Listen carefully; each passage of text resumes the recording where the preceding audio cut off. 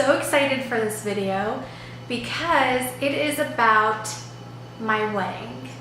I just got married June 10th, 2017. It was about 2 months ago from this Thursday, and I have learned so much about getting married, planning a party, and everything that comes with having a huge celebration involving a lot of people and a lot of opinions. So I wanted to make this video solely based on everything that I've learned, the pros and the cons on planning your own wedding. So if you're interested to know what I learned, how I screwed up, and how we fixed it, then just keep watching. Okay, this is better. I was like really orange. Okay, this is better. I was really orange in that other clip. So let's start with, I don't even know where to start. So I guess I'll just give some background information on my wedding and kind of what we wanted to do. The style of the wedding was very old school glamour, James Bond, Marilyn Monroe, that kind of style. So our colors were black, white, and gold, or sequined, rose gold. It was just glitter. And pretty much everything in the wedding had to be in those color schemes. We also had a dress code for the wedding. All the women had to wear either floor-length gowns or formal short dresses. Obviously, nobody could wear white, even though I did tell everybody my dress was not white. It actually was not. Technically, it wasn't white, but yeah, there was a dress code. Those were our colors. Oh, another thing is, so we live in Arizona, and for me, I'm not a huge fan of the cacti, the rocks. A lot of people get married in Sedona. They love the red rocks, but for me, I prefer trees, greenery. My favorite place in probably the entire world, well, it's tied. I love Paris, but Italy is hands down my favorite place to go, Florence especially. And there's a venue in Arizona, in Gilbert in particular, that looks exactly like a Tuscan villa. This place was designed for weddings and events. So the funny thing is, I found this place a year before I was even proposed to, just scrolling on Pinterest on places to get married in Arizona, and this looked like nothing else that Arizona had to offer, so I was totally for it and blown away that this place was actually local. And the price was something else. The price was something else. I told you our wedding colors. I probably should have written this down. There's just so much to say. So wedding colors, dress code, what I wanted it to look like. And I guess the other thing was, this is super relevant to anybody who has different cultures coming together. I'm from Ukraine. I was born there. My whole family is Russian. We're all from the same town in Ukraine. My husband is American. Everybody from his family is from America except for distant relatives who came over from Germany. So his last name is German. And we had to create a wedding that was sensitive to multiple religions, multiple cultures, and different generations. And that's kind of hard to do. But if you have people to help you, that would be best.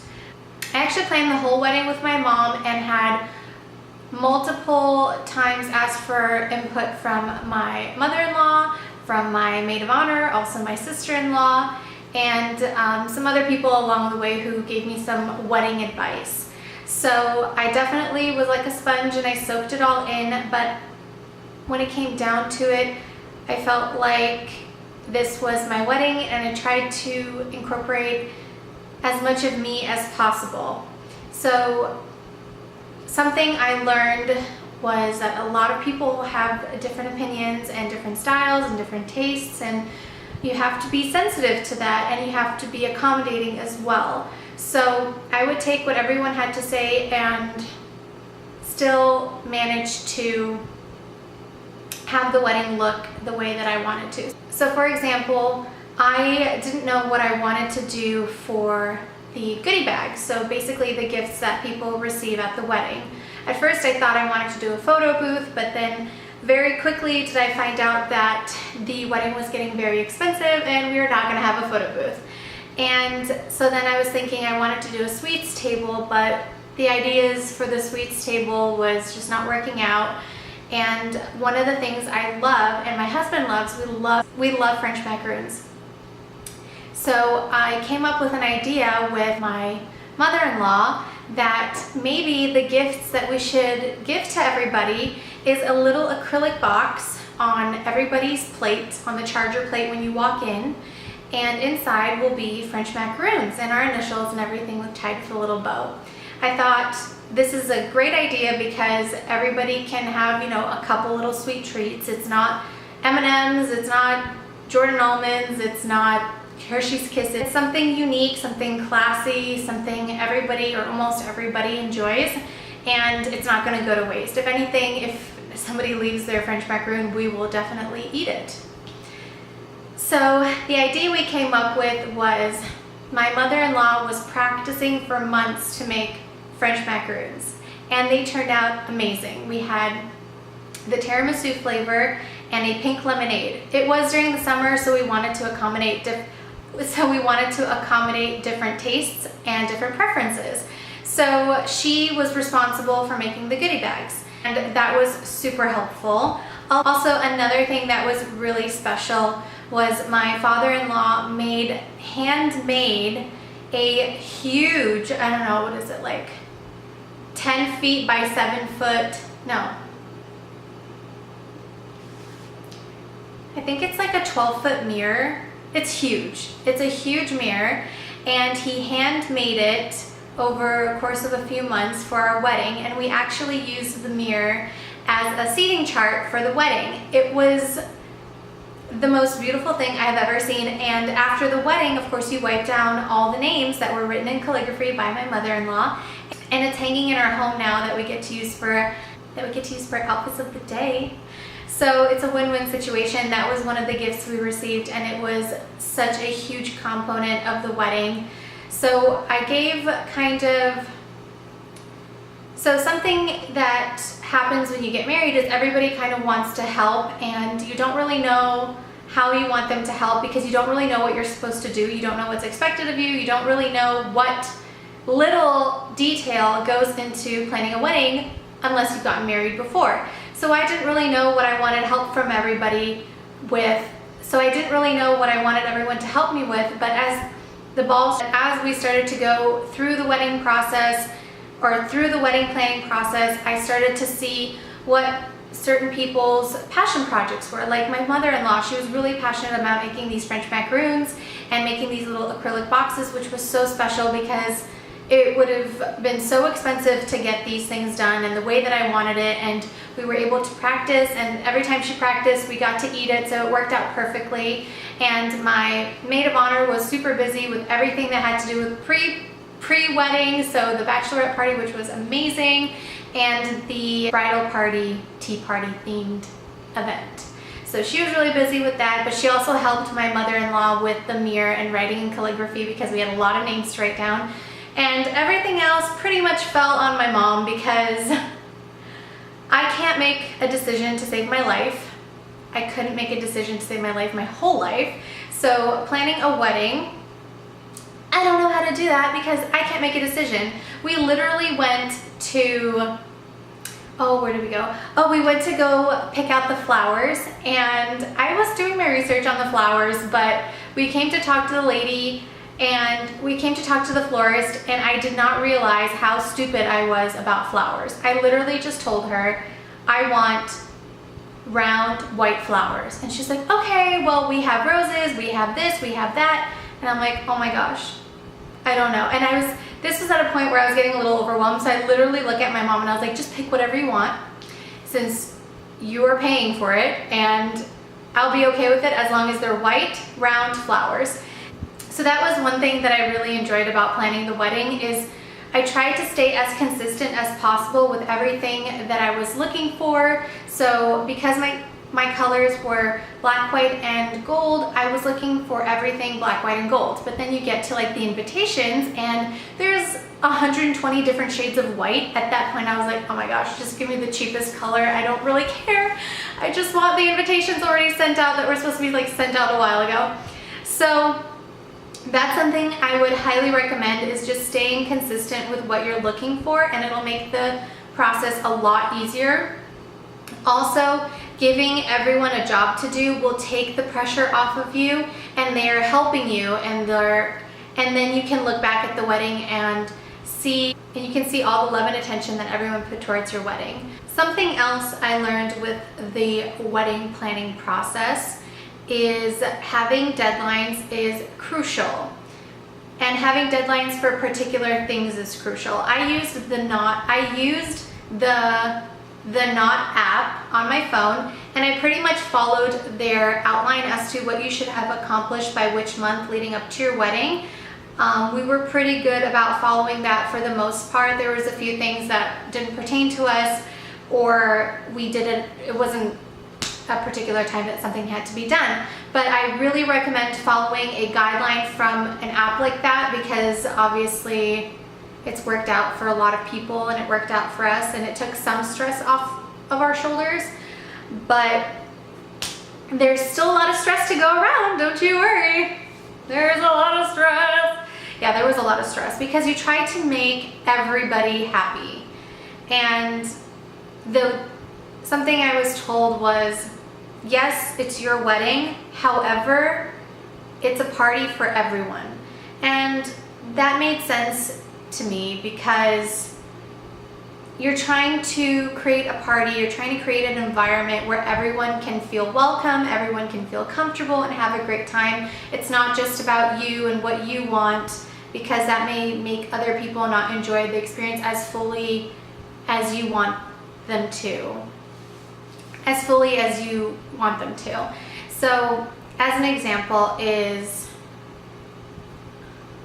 an example would be when I was picking out the bridesmaids' dresses. I was so lenient about this. I really didn't care what they wore. I wanted them to look beautiful. I wanted them to look comfortable and be comfortable and not think about, and I want them to think negatively about anything on the day, including what they were wearing or anything like that. So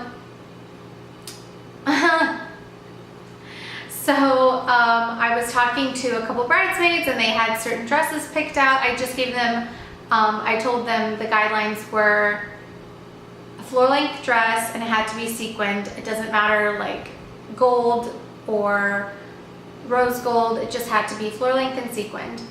And I was looking on certain websites and found the designs that I liked. However, they were looking on different websites and were picking dresses that I wasn't 100% a fan of. And so I was talking to my husband about this, and I was like, what do? I don't want to hurt anyone's feelings.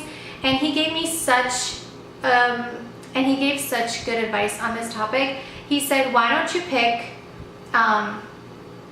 so I had found a website where you can buy dresses and a website where you could rent dresses, which I highly recommend, renttherunway.com, because they have amazing gowns, beautiful gowns that could be worn as a wedding guest,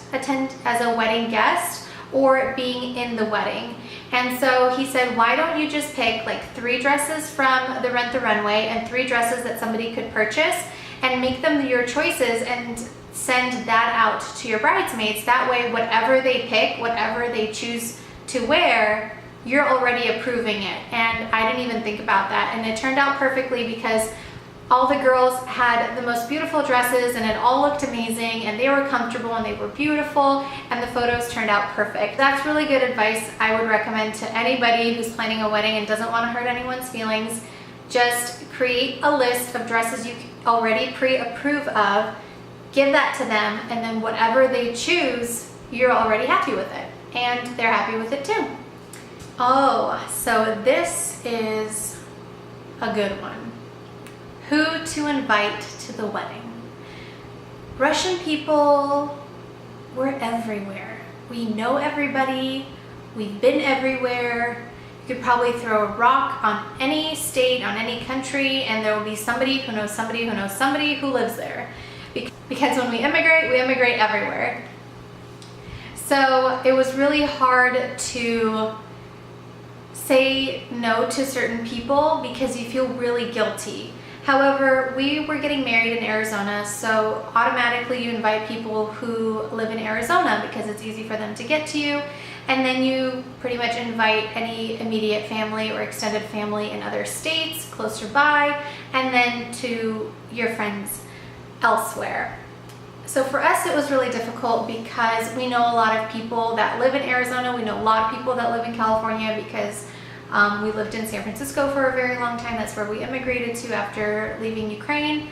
And saying no to some people was really hard because you don't want to hurt their feelings, but at the same time, the venue was so expensive. I think it was just $15,000 just for the venue, which is a lot of money. Some people's budget is $15,000. And so we really had to cut down on the amount of people that we had because every plate was like 70 something dollars, every table centerpiece was over $100. I think it was like $120 per centerpiece, and we had 10 tables, so it was just really expensive, and it was starting to get really expensive. So my mom and I were talking about who should be invited to the wedding, and we basically agreed upon, you know, you invite all family. You just do. You invite all family no matter where they live. And when it comes to friends, we decided that. And this is like really funny because I have no friends and my husband has no friends. We're kind of loners, and that minor friends that we do have are like our best friends, and they were in the wedding. They were in the wedding, so we had that covered. So it was left to be my parents' friends, and I was just telling my mom because she was getting so excited. She's like, we have to invite this and this and this, and I told her, let's just invite people that you've spoken to like in the last 5 years. People who you've been friends with, you've met up with, you've talked on the phone with, and who kind of know like what's going on, because it's just random if you invite somebody you knew 15 years ago but you haven't really spoken. It's too expensive to do that. So we decided that we were going to invite only family and close friends, and that made me feel good inside because I knew walking down the aisle, which was the most nerve-wracking experience of my life, and I'm not shy. It was the most nerve-wracking experience of my life, and I knew that when I was walking down the aisle, everybody who was at my wedding was supportive of us, was a family friend, would not wish anything negative upon us, and it just felt like a safe environment. Whereas if you were to invite everybody you ever knew, you ever spoke to, sometimes they may not have good intentions. Sometimes they want to be there just so they can judge you, just so they can talk about you behind your back. And I really did not want to do that. I did not want to have that experience at all, and I didn't want to have that in the back of my mind. So we pretty much stuck with friends, close friends, and family, immediate and distant. One of the last things I want to touch on is budget. That's something we did not really think about, but we also didn't know what the budget would entail because we've never planned a wedding. And then as we started to go through, the original budget that we agreed upon was not cutting it for what we wanted, and so we had to adjust, and it got really stressful in the end. And that was with my parents, that was with his parents, who actually taught us that you create the budget and you stick to it, and that's what they did. And so they were a lot less stressed out than my parents and me and Matthew. I don't know how we managed to pay for everything, but Matthew and I's contribution to the wedding was, our contribution was like $15,000. That's like a lot of money. That's a lot of money for us, and we scraped and we lived off of ramen, but we did it, and I don't know how. Tax return, we lived off of, we paid with our tax return. But that is something that I would look into before setting a budget. Look into how much flowers are, how much a table setting is, how much tablecloths, what chairs you want to have, how much a DJ is, what kind of food you want, and just kind of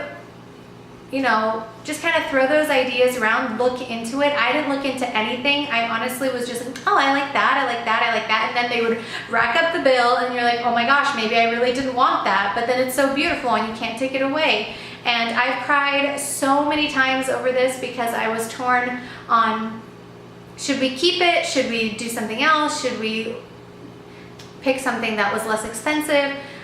We ended up keeping everything that we wanted to, and my parents were paying for a lot of these extra decisions that I made, but the wedding was so beautiful and it was once in a lifetime. I only plan on getting married once, and it was the most beautiful day that I could ever imagine. Like, it was everything that I wanted. Everyone was so beautiful. Everyone was dressed so nice. My bridesmaids were so caring, and they were there with me. They actually slept over the night before the wedding so we could wake up together and get ready together at my house. Hair and makeup came over, and it was just so nice to have family there, friends there. Everybody knows your history. A lot of people knew the fights that we had and the makeups that we had and the vacations that we've taken, Matthew and I. And so it was that much sweeter to know that they were supporting us and they could hear our vows and really know what it meant, because they knew who we were as a couple and how much we've gone through the last 6 years. So that's my advice for planning your own wedding. The only other advice I can give you is have a bottle of champagne or a bottle of wine next to you, because when you have your meltdown, you just need a close girlfriend or even your fiance by you, where you could just cry it out, have a drink, and get over it, make a decision, and stick to it. Because if you want something done at your wedding, if you want a certain thing done your way, I think you should have it. I think you should do it. Respectful, of course, but I think you should do it, because you only have this day once, and everyone's gonna love it. Everyone's gonna be happy at the end. They're not gonna be like, oh my gosh, I really wanted those flowers and she picked these ones. No, they're gonna be happy with whatever you pick, and the pictures are gonna turn out amazing, and no one's gonna remember the drama or the fighting or the arguing or the tears or anything, because all they're gonna see is a perfect smile on a perfect picture from a perfect day. And I think that's what you should look at as well at the end. I hope this is helpful for you guys. Thank you so much for watching. And the next video I'm going to post is going to be my wedding video. I'm so excited. I'm going to post my wedding video after this video goes up, so you guys can see what the day actually turned out to be. Thank you so much for watching. Until next time, bye guys.